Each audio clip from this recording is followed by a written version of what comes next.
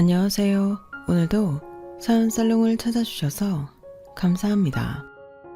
저는 서울에 살고 있는 30대 중반 여자입니다. 시간이 어찌나 빠른지 결혼식을 올린 게 엊그제 같은데 벌써 4년이 넘어가네요. 늘 이곳에 올라오는 여러 가지 시댁 사연을 보면서 같이 분노도 하고 통쾌하기도 하면서 언젠가 저도 여기에 사연을 올려볼 날이 올까 궁금했었는데 이런 날이 오기는 하네요. 사실 제 시댁살이는 여기에 사연으로 올리기엔 너무나 현실적인 고구마의 연속이었어요. 요즘은 특히나 다들 무조건 참는 게 답이 아니다. 참고 산다고 누가 알아주는 거 아니다. 오히려 참는 만큼 병난다. 라는 추세라 그런지 처음엔 좀 답답하게 시댁에 당하는 사연이더라도 끝은 항상 속 시원하게 끝이 나더라고요. 저도 그런 이야기들을 들으면서 뼛속까지 대리만족을 느끼기도 했고 언젠가는 저렇게 속 시원하게 복수를 할 수 있을까 꿈꾸기도 했어요. 하지만 제 앞에 현실에서는 막상 사이다처럼 통쾌하게 복수를 할 만한 계기도 그럴 만한 타이밍도 주어지지 않더라고요. 그래서 스스로 생각하기에도 참 애석하다 싶을 만큼 답답한 시댁살이를 했던 것 같아요. 여기까지만 들으신다면 다들 왜 그렇게 참고 살았냐 제게 묻고 싶으시겠지만 제가 경우 없는 시부모님과 시누이를 참고 지금까지 살아온 이유는 딱 하나였어요. 바로 남편이었죠. 다른 사람은 몰라도 남편만큼은 제게 정말 잘했거든요. 요새는 시댁이 잘못하면 남편도 버리라고 하지만 저는 차마 그럴 수 없을 정도로 남편과는 아무런 문제가 없었어요. 아니, 아무런 문제가 없는 수준이 아니라 다시는 이런 사람을 만날 수 없을 거란 생각이 들 정도로 남편과 사이가 좋았거든요. 저와 남편은 회사 입사 동기였어요. 저희 회사가 업계 특성상 연령대가 조금 높고 신입을 잘 뽑지 않는 분위기였는데 간만에 신입을 뽑던 해에 남편과 제가 붙었던 거죠. 사내에서 손꼽힐 만큼 적은 20대의 입사 동기이니 낯선 회사 생활에 의지하고 재미를 붙일 곳은 서로밖에 없었죠. 처음에 사내 연애는 피곤해진다는 생각에 생각조차 않고 있었지만 회사 점심시간에 자연스럽게 이야기를 많이 나누다 보니 어느새 금방 친해져 있었어요. 그러다 보니 회사 밖에서도 퇴근하고 한두 번 저녁을 먹기도 하고 맥주도 한두 잔 하면서 개인적으로 보는 시간도 늘어났고 그렇게 자연스럽게 연애가 시작됐어요. 남편이랑은 이상하게도 처음 봤을 때부터 하나부터 열까지 잘 맞았던 것 같아요. 무엇보다 성격이 저랑 너무 신기할 정도로 비슷했고 좋아하는 취미도 비슷했어요. 그래서인지 많은 연인들이 연애 초에 서로 성격 차이를 맞춰나가는 과정에서 일어나는 자잘한 싸움들도 없었고 취미가 안 맞아서 만남이 재미가 없어지는 일도 없었어요. 그래서 제 또래 친구들의 연애와 비교했을 때 굉장히 순탄하고 평화로운 연애를 했던 것 같아요. 오죽하면 제 친구들도 다 제 남자친구를 좋게 보고 만난 지 3년쯤 넘어갔을 쯤엔 다들 남자친구 꽉 잡아서 결혼하라고 성화였어요. 야, 너는 다른 사람 더 만나볼 필요도 없고 지금 남자친구랑 잘 만나다가 그냥 결혼해. 직장도 같고 집안 형편도 비슷하고 무엇보다 내 주변에 너네처럼 잡음 없이 연애하는 커플도 없다. 다들 얼마나 혈기왕성한지 맨날 이래서 싸웠네 저래서 싸웠네 하는데 니네처럼 평화로운 커플 만나기도 쉽지 않아. 에이, 우리도 가끔가다 싸우긴 해. 자주가 아니라서 그렇지. 그러니까 그 가끔 싸우는 게 흔치 않은 거라니까? 너무 안 싸우는 커플도 문제 있는 거래. 가끔 싸우는 거면 건강한 커플이랑 소리지. 그게 그렇게 되나? 아무튼 나도 지금 남자친구 너무 좋아.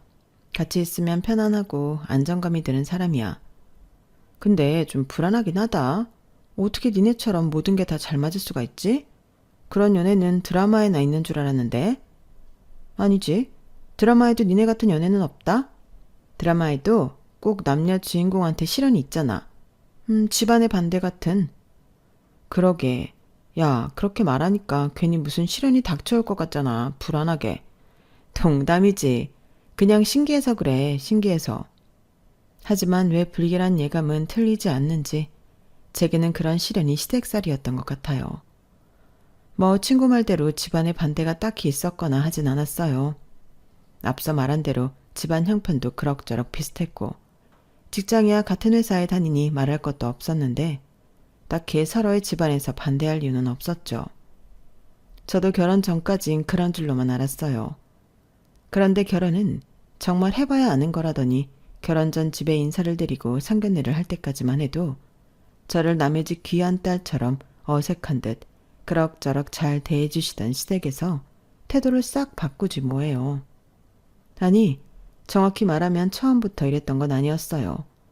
처음에는 그냥 예상 가능한 수준의 시집살이였거든요. 밥을 먹고 나면 당연히 며느리가 뒷정리를 다 해야 하고 시부모님과 시누이 그리고 남편은 거실에서 TV 보며 담소를 나눠야 한다는 득의 사상이요. 아우 귀한 아들 결혼시켰는데 당연히 며느리가 이 정도는 해줘야지. 안 그러나 며느라? 그러니까 네 시어머니나 나나 나이도 먹을 만큼 먹었는데 다 같이 먹고 우리가 정리를 할 순 없잖니. 요즘 세상이 아무리 많이 바뀌었다고 하지만 우리 집은 그런 집이 아니다.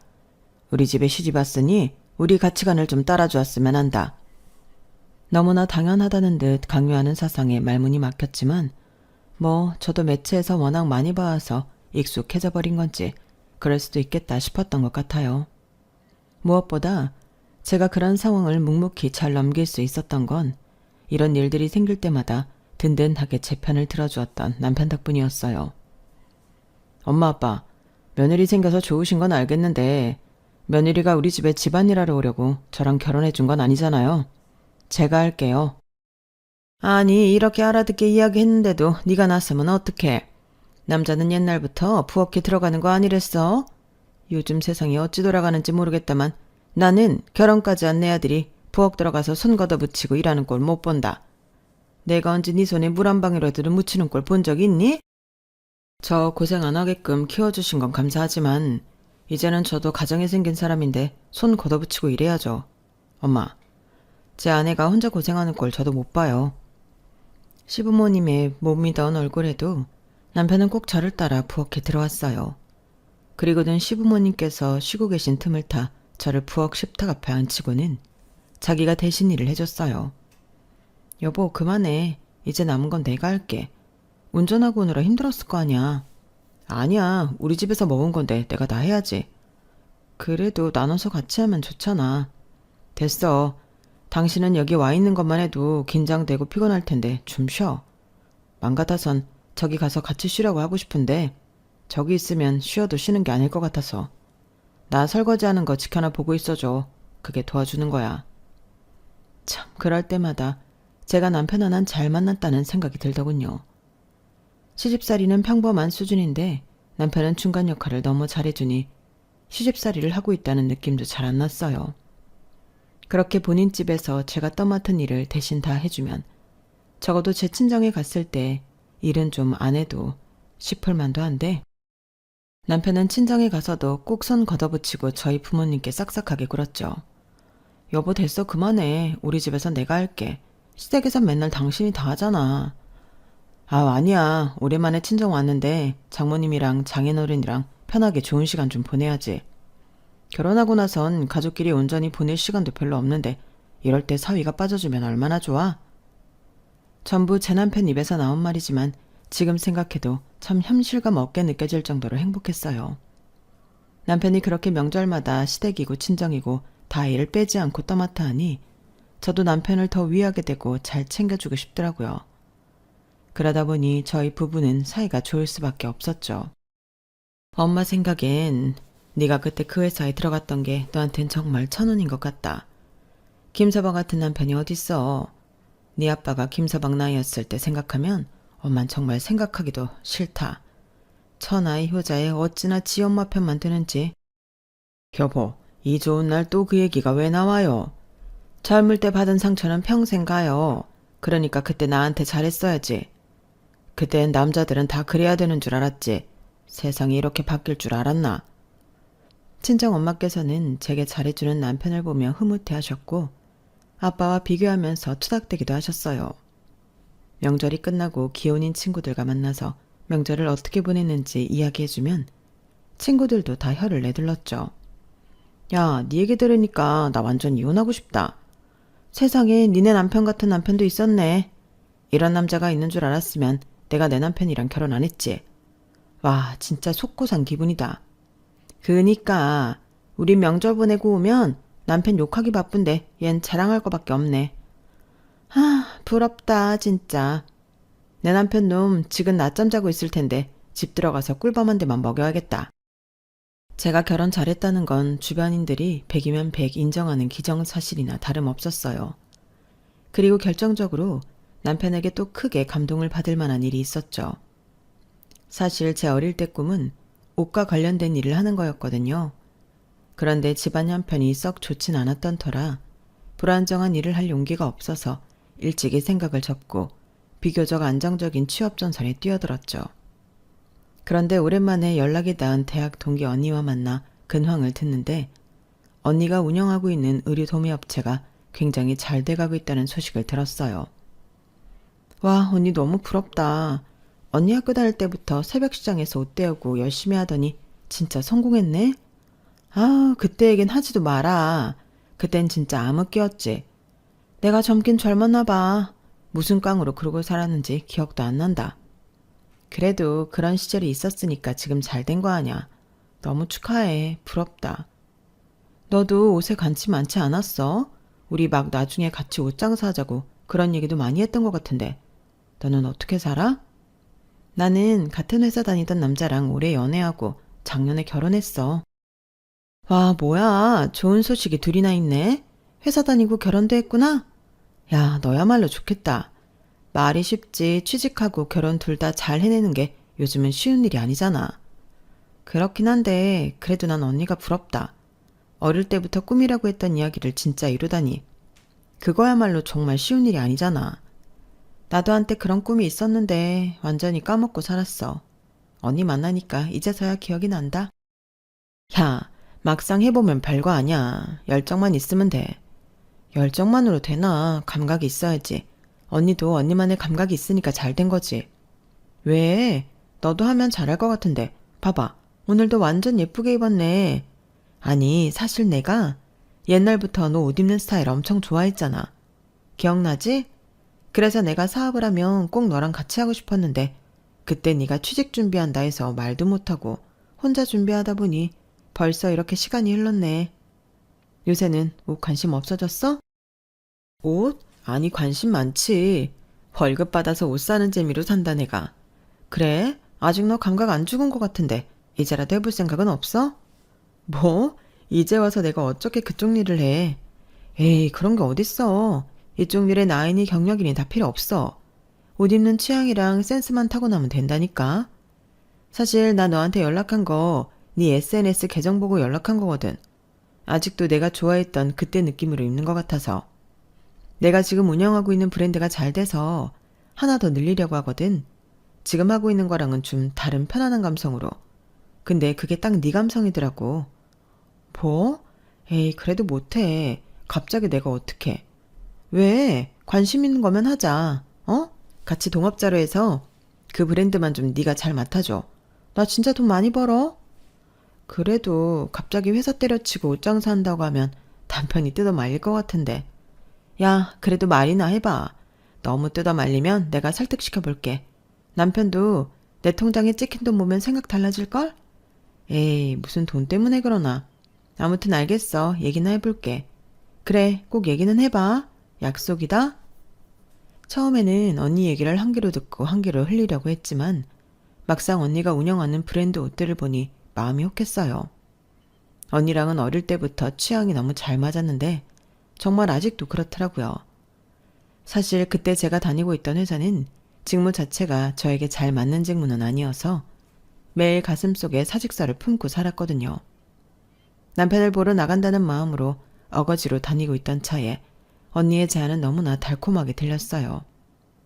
하지만 동시에 회사에 비해 불안정하고 현실성 없게 느껴지기도 했죠. 그래서 남편에게 굳이 이야기하지 않고 있었는데 일주일이 지나자 언니에게서 연락이 빗발치더라고요.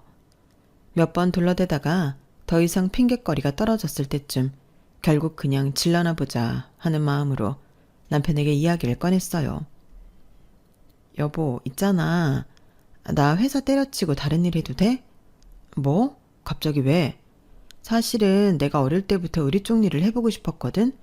근데 대학교 때 친했던 언니가 지금 그쪽 일을 하는데 사업이 되게 잘 되거든.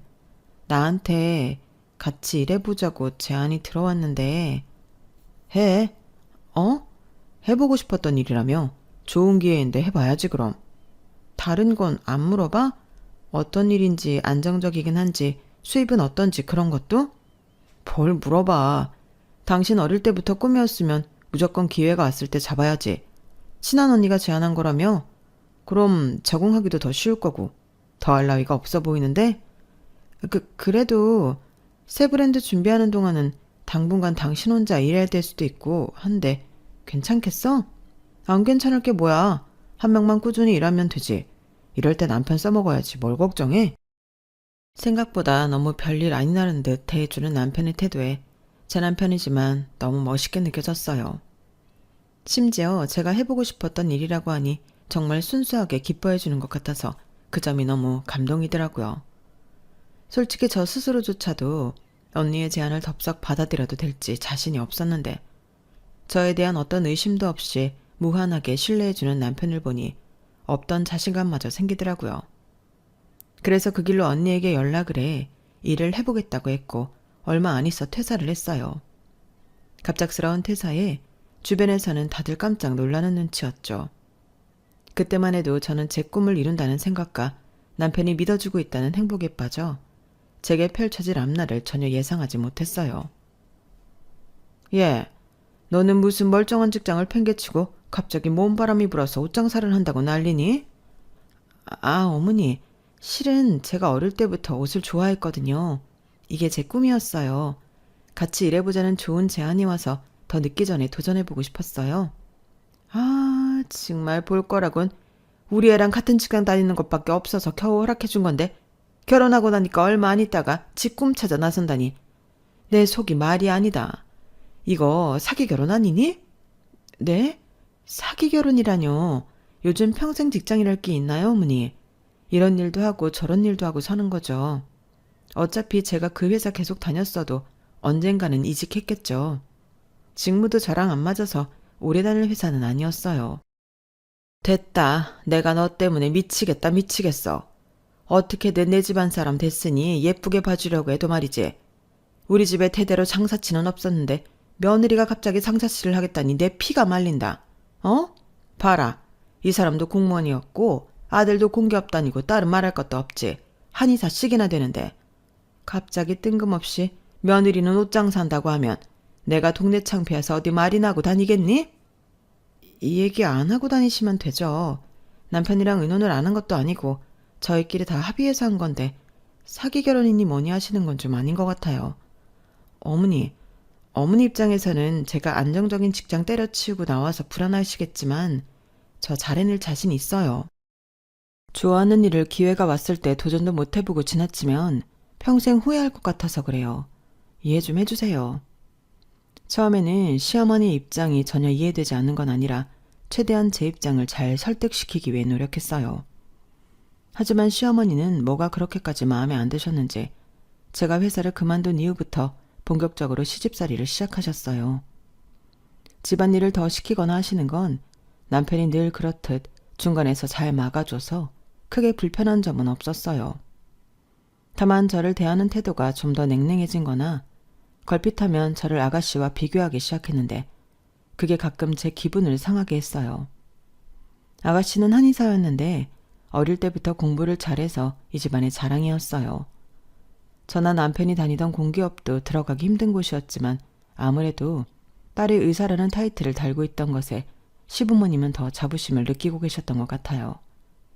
그래서인지 제가 옷장사를 시작했다는 말을 듣고 나서는 같은 여자라는 이유로 그렇게 시누이를 끌고 와서 비교를 하더라고요.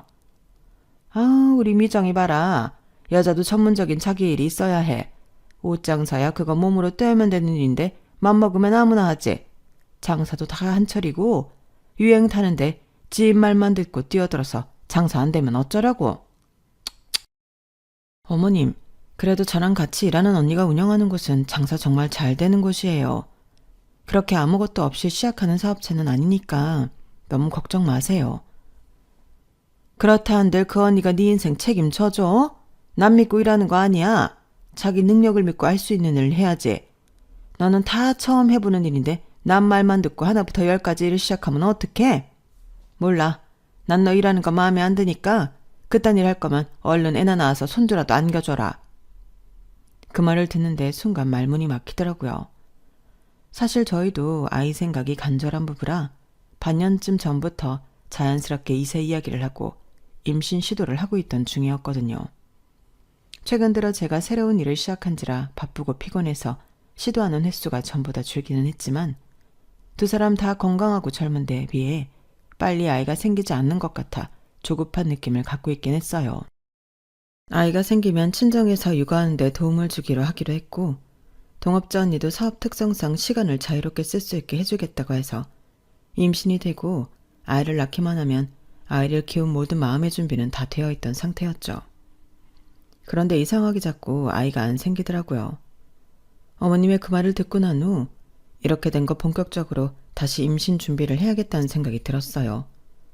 손주라도 낳아서 안겨드리면 저를 괴롭히는 일이 조금이라도 덜해지지 않을까 싶은 마음도 좀 들었거든요. 그런데 그로부터 몇 개월이 지나도 임신 소식은 없었어요. 아, 이번에도 한 줄이네. 이상하네. 내가 도매일 시작하고 컨디션이 안 좋아져서 그런가? 일한다고 밤낮 바뀌어서 그런 거 아니야? 너무 조급하게 생각하지 말자. 우리한텐 아직 시간이 많잖아. 그렇긴 한데 벌써 우리가 임신 준비한 지 1년이 다 돼가잖아. 보통 1년 전도 임신이 안 되면 불임으로 판정된다는데 설마 나 불임인 거 아니겠지 여보? 불임이면 어때? 괜찮아 여보. 아이 못 갖는다고 세상 무너지는 거 아니니까 진정해. 그래도 당신 아이 갖고 싶어 하지 않았어? 물론 아이 생겼으면 싶은 건 나도 마찬가지긴 하지만 만약 나 때문이면 어떡하지? 너무 걱정돼. 일어나지도 않은 일 미리 걱정하지 마. 그리고 그렇다고 한들 뭐 어때? 우리 둘이서도 충분히 재미있게 살 수 있어. 이때까지 그렇게 살아왔잖아. 조금 아쉽긴 해도 우리가 뭐 애 낳으려고 결혼했나? 우리 둘이 같이 평생 잘 살아보자고 결혼한 거지. 난 당신만 있으면 돼. 당신이 너무 아쉬우면 입양 알아봐도 좋고. 새로운 일을 하겠다고 했을 때도 느꼈지만 남편은 정말 한결같이 어려운 결정을 내릴 때마다 온전한 제 편이 되어주었어요. 그래서 불안했던 마음도 한결 가라앉았죠. 하지만 저희 둘 사이에선 이렇게나 평화롭게 해결되는 일도 시댁에 가면 심각하고 복잡한 일이 됐죠. 남편이 이해해주고 저희 부부간에 이야기가 된 문제라도 시부모님이 이해하지 못하면 그건 큰일로 번져버렸어요. 니네는 애 낳겠다고 한 지가 언젠데 아직도 소식이 없니? 이 정도면 불임검사라도 해봐야 하는 거 아냐? 심기가 불편하긴 했지만 한 번은 짚고 넘어가야 하는 문제라고 느꼈어요. 어디서부터 설명해야 할지 망설이고 있는데 주제가 주제인 만큼 제가 예민하게 받아들일 수 있는 문제라 그런지 남편이 그날따라 바로 끼어들어서 방어를 해주더라고요. 그냥 자연스럽게 생기면 낳고 안 생기면 굳이 억지로 의학 도움 받아서까진 안 낳으려고 해요, 엄마. 아기가 갖고 싶은 건 맞지만 그러다 보면 서로 스트레스 받고 무리하게 되니까 그러긴 싫어요. 얘가 지금 무슨 소리 하니? 그렇게라도 낳아야지. 세상에 아기 낳겠다고 별의 별짓을 다 하는 간절한 부부가 얼마나 많은데. 그 의학적도 엄도 젊은 때나 가능한 거지. 나이 덜 들면 체력적으로 힘들고 돈도 더 들어. 허튼 소리 말고 애 생각 있으면 얼른 불임센터 가. 애 없으면 노후에 힘들어. 나랑 네 아빠를 봐라. 다 늙고 이제 써주는 데도 없는데 너랑 네 동생 아니었음 지금 어찌 살겠니? 철없는 소리 말고 얼른 정신 차려. 자식 문제는 저희끼리 잘 이야기했어요. 그냥 지켜봐 주세요, 엄마. 남편의 부드러운 듯 단호한 말투에 설득당한 듯 그대로 주제를 넘기셨던 시어머니셨지만 알고 보니 속내는 따로 있었어요. 아들이 말을 들어줄 것 같지 않았는지 저에게 따로 연락을 하기 시작하시더라고요. 예, 너도 설마 같은 생각인 건 아니지? 나중에 나이 들어서 여자가 남편한테 대접받으려면 애라도 낳아서 잘 길러야 한다. 네가 지금 그 좋은 직장도 때려친 마당에 옷장사 그것도 몇 년 하지도 못할 거 한다고 우겨봐야 얼마나 할 수 있겠니? 애라도 낳아서 길러줘야 남편이 공을 인정해주지. 아니, 시도는 계속 하고 있는 거니? 어떻게 아직까지 소식이 없어? 너 혼자라도 불임센터 가봐야 하는 거 아니냐? 뭐가 문제인지 알아야 될 거 아니야? 잊을만 하면 계속되는 임신을 재촉하는 연락에 저도 서서히 스트레스가 심해지더라고요. 거기다 시댁에 방문할 때마다 도대체 뭐라고 이야기를 전달받은 건지 신우이는 한술 더 떴어요. 아, 우리 오빠 정도면 진짜 여자들한테 인기 많은데. 새언니 그거 모르시죠? 제 한의사 친구들이 전부 저희 오빠 소개받고 싶어서 안달냈었거든요. 제가 오빠 아까워서 소개 안 시켜줬는데 이렇게 새언니 일도 그만두고 애도 못 낳을 거면 그냥 제 친구들 소개시켜줄 걸 그랬나 봐요. 야, 너 지금 그게 무슨 소리야? 새언니한테 예의 안 지켜? 왜? 내가 못할 소리 있니? 그냥 오빠 괜찮은 남자니까 잘 하라는 거지. 별뜻 없었어. 너한테 그런 소리 들을 이유 없어. 내가 좋아서 만나자고 한 사람이야. 나랑 결혼해준 것도 고마운데 네가 뭔데 그런 소리를 해. 아, 알겠어 진짜. 아무튼 무서워서 뭐 말을 못하게 해요. 저야 남편이 다 막아주니 생각보단 그럭저럭 참을만 했지만 제가 시댁에서 대놓고 무시를 당하는 포니션이 되자 결국 참다 못한 남편이 자처해서 불임센터에 갔어요. 그런데 뜻밖의 결과를 받았어요. 정자검사를 받았는데 남편 쪽에 문제가 있었던 거예요. 저는 본격적인 검사를 해보지 않았으니 제 쪽에도 문제가 있었을지 모르겠지만 남자 불임 수치와 근접하게 나온 검사 결과에 불임이나 다름없다는 판정을 받았어요. 남편은 차라리 잘 됐다며 시댁의 결과지를 가지고 가 시어머니에게 한 소리 했어요. 보셨죠? 이제야 속이 시원하세요? 제 쪽이 문제래요. 그러니까 이 사람 좀 그만 괴롭히세요. 남편 쪽에 문제가 있다는 걸 알게 된 시댁은 발칵 뒤집혔어요. 시어머니는 대성통곡하시고 시아버지도 표정이 차갑게 굳으셨죠. 여보, 우리 부모님이 이제 더 이상 당신 힘들게 하는 일은 없을 거야. 다 내 문제니까. 근데 정말 미안해. 나 때문에 아이를 못 가지게 돼서. 아니야 여보. 나도 당신이랑 재밌게 살려고 결혼한 건데 아이 필요 없어. 당신이랑 나랑 이렇게 지금처럼 행복하게만 지내고 싶어. 확실히 그날 이후 시댁에서 제게 주는 압박은 말끔히 사라졌지만 죄인 마냥 제게 미안해하는 남편 때문에 기분이 그리 좋지만은 않았어요. 한때 저 역시 저희가 임신이 되지 않는 이유를 스스로에게서 찾은 적이 있었기 때문에 그 기분을 알 것 같았거든요. 이럴까봐 불임센터에 가고 싶지 않았던 건데 기어이 저를 들들 볶아 남편을 검사시킨 시부모님이 참 밉더라고요. 그렇게 싱숭생숭한 나날을 보내고 있던 어느 날 엎친 데 덮친 격으로 아직 결혼도 하지 않은 시누이가 임신을 했어요. 그것도 친구들과 클럽에 갔다가 만난 남자의 아이를요. 아이가 생겼다고 하니 웬만하면 시부모님께서도 결혼을 시키려던 것 같은데 애아빠라고 인사하러 온 남자는 직업도 없고 껄렁껄렁한 양아치였어요. 게다가 아가씨에게 아이를 지우라고 하는 무책임한 놈이라서 결혼은 안 되겠다고 판단한 시부모님이 결국 아이만 낳아서 기르자고 결정을 내리셨죠. 이러면 안 되지만 남편이 불임센터에 가기 전엔 저에게 애도 못 낳는다며 꼽지던 사람이 사고를 쳐서 임신을 해오니 참 기가 막히고 대갚아주고 싶어 입이 근질근질 하더군요. 하지만 시댁에서 늘 자랑거리기만 했던 앞길 창창하던 아가씨가 미혼모가 될 판이니 아주 분위기가 초상집이 다 됐어요.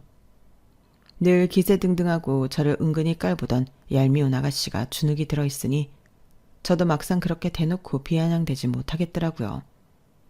아이를 출산할 날이 가까워질수록 아가씨의 감정 기복이 감당하기 힘들 정도로 널뛰기 시작했어요. 때문에 명절에 시댁에 가면 눈치를 봐야 하는 건 저희 부부의 몫이 됐죠. 엄마, 나 이야기 안 나오면 안 돼?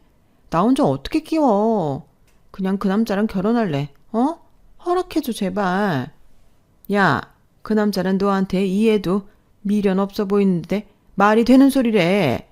이 기집애야, 똑똑한 애가 왜 이렇게 정신을 못 차려? 너 그런 잘 알지도 못하는 양아치랑 결혼하면 평생 네 신세 망쳐. 엄마 말 들어. 미혼모가 되는 한이 있더라도 그런 놈이랑은 애초에 안 엮이는 게 나아. 게다가 임신한 거 알자마자 애부터 지우라는 놈이 어떻게 애를 키우려고 해? 그래도 미혼모가 쉬운 일도 아니고 이미 애 아빠 없이 임신기간 거친 것만 해도 너무 힘들었는데 앞으로 애를 혼자 키울 생각하니까 진짜 너무 우울하고 막막해. 네가 왜 혼자야? 우리 다 있는데. 너희 오빠도 있고 새언니도 있고. 아가씨 아이를 낳는데 갑자기 왜 저희 부부 얘기를 하나 의아하게 생각하고 있는데 갑자기 아가씨가 손뼉을 치며 좋아했어요. 아, 그러네. 새언니가 키워주시면 되겠다. 언니는 남편도 있고 일도 시간 조정해서 할 수 있잖아요. 새언니랑 오빠는 낳고 싶어도 못 낳고 있으니까 대리만족 하시면 되겠네요. 네? 아가씨, 그게 무슨 말씀이세요? 설마 아이를 아예 저희한테 맡길 생각은 아니시죠? 저희도 저희 아니면 봐드릴 생각 없어요. 아가씨가 친 사고를 왜 저희 보고 수습하래요? 아가씨 아기는 스스로 키우세요. 어머, 매정하게 굴지 마세요. 새언니는 아기 엄청 원하셨으면서 왜 이제 와서 쿨한 척 하세요? 겸사겸사 육아하는 느낌도 내면 좋은 거지. 말도 안 되는 소리 하지 마세요. 키우려면 어머님 도움 받아서 키우세요. 저희는 못 도와드려요. 나름 단호하게 말했는데 아가씨와 시부모님은 들은 채도 안 하는 것 같더라고요. 너무 기분이 상해서 남편에게 하소연을 했는데 남편은 신경 쓰지 말라고 저를 다독여주더군요. 엄마가 걔 달래려고 한 소리겠지. 설마 우리한테 맡긴다고 한들 우리가 거절하면 그만이잖아. 너무 걱정하지 마 여보. 하긴 아가씨가 하도 불안해하니까 시어머니가 위기 모면으로 한 말씀일 수도 있겠다는 생각이 들었어요. 하지만 왜 불길한 예감은 틀리지 않는 건지 아가씨가 산후조리원에서 나오자마자 어머님은 제게 아기를 부탁하셨어요. 내가 허리가 진짜 안 좋아서 그래. 그리고 얘는 바로 병원 일 복귀해야 하는데 어떡하니? 진짜 더도 말고 딱 3달만 부탁할게. 어? 어머님, 신생아 3달이면 진짜 가장 힘들 때 저희한테 부탁하시는 거예요. 저희도 저희 생활이 있는데 어떻게 그래요? 죄송하지만 저희는 아기 못 받으려요. 제가 거절하자 이번에는 작전을 바꿨는지 남편에게 아가씨 전화가 빗발치더라고요. 남편은 그래도 하나뿐인 철없는 동생의 부탁이라 조금은 난감한지 아기를 봐주지는 못하는 대신 아기를 봐주는 시댁에 육아 도우미를 붙여주기로 했어요. 저희 쪽에서 그 비용이 나간다는 게 못마땅하긴 했지만 그렇다고 아이의 도움을 외면하기 뭐하다는 남편의 입장도 이해돼서 그것까지 막진 않았어요. 그렇게 아가씨가 낳은 아기는 시댁에서 곱게 키우는 줄로만 알았어요. 그런데 한 5개월쯤 지났을까요? 어머님께서 갑자기 아무 일정도 없는 날 중요하게 할 이야기가 있다며 저와 아가씨를 한자리에 불러 모으셨어요. 어머니, 무슨 일이세요? 갑자기 중요하게 할 말씀이 있다고 하셔서 걱정했어요. 너희 정말 이대로 아예 안 낳을 생각이냐? 네? 네, 안 낳는다기보단 상황이 이렇다 보니 그렇게 된 거죠. 남편이 불임인 걸 다 알면서 굳이 한 번 더 묻는 시어머니가 참 너무하다 싶더라고요. 남편이 이 자리에 없어서 망정이지 있었다면 표정이 어두워졌을 걸 생각하니 제 기분도 급격히 가라앉았어요. 니네가 못 낳을 것 같으면 어디 입양이라도 해서 아이를 키워야지. 자식이라는 연결고리 없는 부부는 쉽게 끊어지기 마련이야. 책임감도 유대감도 없이 어떻게 평생을 함께 하겠어? 입양도 생각을 안 해본 건 아닌데요. 입양은 급한 건 아니니까 저희 둘 다 마음의 준비가 될 때 천천히 생각해 보기로 했어요. 근데 이 이야기 하시려고 부르신 거예요? 설마 싶긴 했지만 다짜고짜 저희를 불러 모아 뜬금없는 입양 의사를 묻는 어머님을 보니 불길한 생각이 들었어요. 어머님은 잠시 뜸을 들이더니 큰 결심을 한 듯 입을 여셨어요. 그럼 우리 선화아이 너희 부부 호적에 올리고 키워라. 네? 어머님, 그게 대체 무슨 말씀이세요? 어차피 입양할 거라면 부모 얼굴도 모르는 생판 남의 아이를 데려다 키우는 것보다야 반쪽이라도 피가 섞인 아이를 키우는 게 낫지 않니?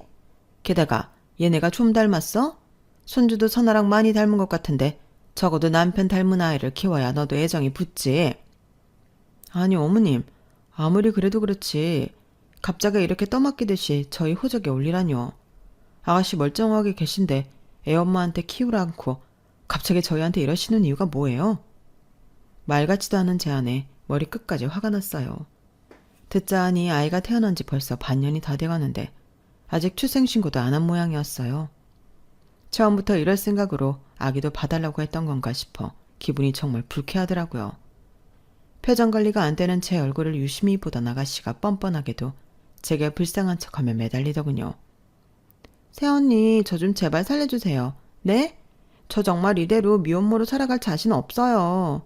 저도 결혼하고 싶고 언니처럼 좋은 남편 만나 의지하고 살고 싶은데 혼전 임신해서 낳은 아기가 있다고 하면 누가 저랑 결혼해 주겠어요. 그러게 처신을 똑바로 하시지 그랬어요, 아가씨. 언제는 저한테 아기도 못 낳아서 오빠 불쌍하다고 하지 않으셨나요? 그렇게 아가씨가 불쌍히 여기던 저희 부부도 행복하게 잘 살고 있으니까 아가씨도 아가씨가 젖은 일에 대해 책임지면서 행복을 찾아보세요. 꼭 저희처럼 결혼해서 사는 것만이 답은 아니에요. 열받아서 일부러 아가씨가 예전에 했던 말을 돌려주니 수치심이 들긴 했는지 아가씨 얼굴이 벌개지더라고요. 언니, 제가 잘못했어요. 근데 저 진짜 괜찮은 사람 만났거든요. 왜 이제 만난 건가 싶을 정도로 괜찮은 사람요. 그 사람 진짜 너무 잡고 싶어요. 다행히 그 사람도 결혼 생각이 있어서 얘기가 나왔을 때 빨리 하고 싶은데 호적에 얘기가 올라가 있으면 곤란해져서요. 제발 사람 하나 살리는 셈 치고 도와주세요. 네? 아가씨, 아직도 정신 못 차리셨어요? 그렇게 해서 결혼하면 그 남자분은 사기 결혼 당하는 거예요.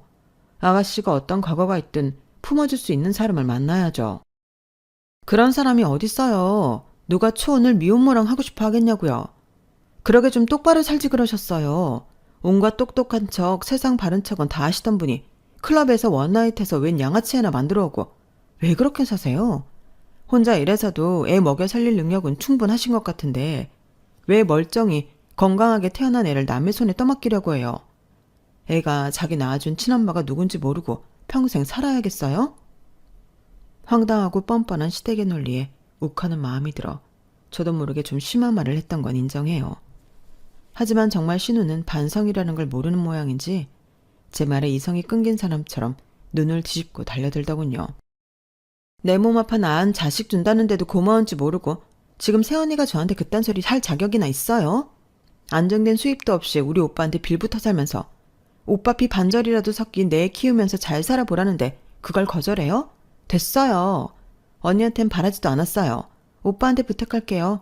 오빠는 어차피 애도 못 낳는 루저인데 제 부탁 거절할 처지나 되겠어요? 처음부터 언니한테 부탁하려고 한 제 잘못이네요. 할 말 다 했으니까 이만 나가보세요. 아가씨, 이건 좀 아니지 않나요?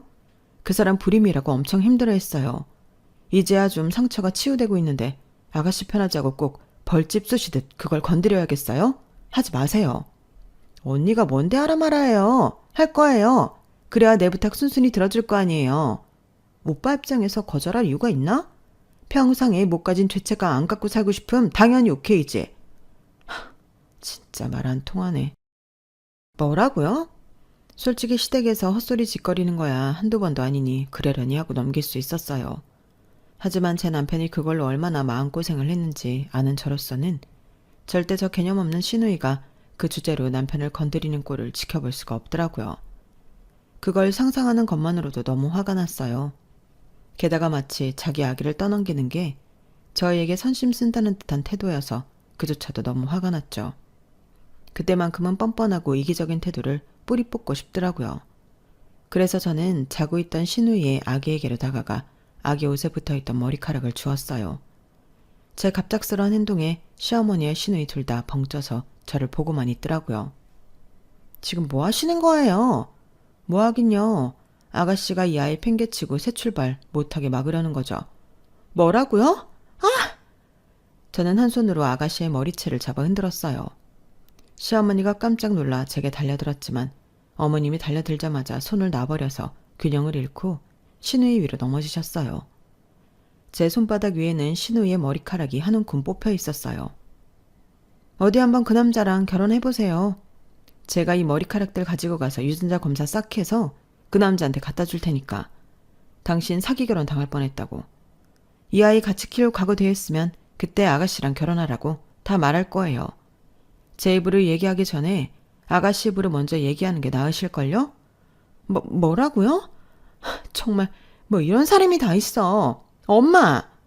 아가씨는 도움을 요청하듯 시어머니를 쳐다보았지만 시어머니도 제가 이렇게까지 세게 나올 줄은 미처 예상을 못하셨는지 약간 벙찐 것 같으셨어요. 유전자 검사까지 들이밀더니 더할 말이 없으셨던 것 같아요. 나중에 한 사실이지만 아기 유전자 검사는 18개월부터 할 수 있다고 하더군요. 다행히 그때는 셋 다 그런 상세한 정보까지 모르고 있으니 협박이 제대로 먹혀들었어요. 바닥에 멍하니 엎어져 있던 시어머니가 갑자기 무릎을 꿇으셨거든요. 미안해. 일단 오늘 일은 우리 아들에겐 비밀로 해주고 우리 사람 만나는 사람 앞에서도 별말 없이 있어줘. 아기에겐 우리가 알아서 할 테니까. 어? 그걸 어떻게 믿어요? 아가씨는 그럴 생각 없어 보이시는데요. 가만히 저를 노려만 보고 있는 아가씨를 비웃으며 말하자 어머님이 아가씨 등짝을 세게 내리치시더라고요. 뭐해? 너도 얼른 빌지 않고. 아, 엄마, 왜 이런 야비한 사람한테 무릎을 꿇어요? 네 오빠가 알면 우리 죽는다. 오빠랑 영 끊기 싫으면 얼른 빌어. 그리고 너 그 남자하고도 어떻게든 잘 해봐야 할 거 아냐. 아, 진짜 알겠어요. 죄송해요. 새언니 한 번만 봐주세요. 사과가 마음에 안 드는데요. 어머님은 편하게 앉으세요. 저도 이런다고 마음이 좋지 않아요. 다만 아가씨는 사과의 진정성이 느껴질 때까진 못 받아들이겠네요. 그날 이후로 아가씨는 제게 틈만 나면 제 눈치를 보며 사과를 했어요. 나중에는 지쳐서 제 앞에서 눈물이 터지는 걸 보고 나서야 없던 일로 해주기로 하고 용서를 해줬죠. 정말 오랜 세월 참고 또 참기만 하다가 한번 터뜨렸는데 그동안의 답답함이 싹 사라지는 것 같았어요.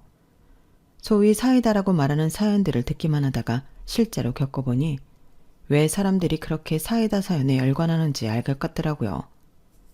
그 이후로 시댁에서는 저를 무시하는 말도 아이에게로 선 넘는 발언도 하지 않고 조심하는 분위기가 됐어요. 한번 그렇게 겪고 나니 더 이상 참고 사는 것이 답이 아니라는 걸 깨달았어요. 물론 이 사연을 보고 계신 분들 중 시댁에 선 넘는 요구나 무례한 태도에도 묵묵히 참고 계시는 분들도 계시겠죠. 남편의 입장을 고려했거나 본인이 처한 여러 가지 상황들을 생각해서 참는 게 가장 나은 선택지라 생각돼요. 참고 계신 경우가 대부분일 거예요. 하지만 여러분, 무조건 참는 게 능사는 아니더라고요.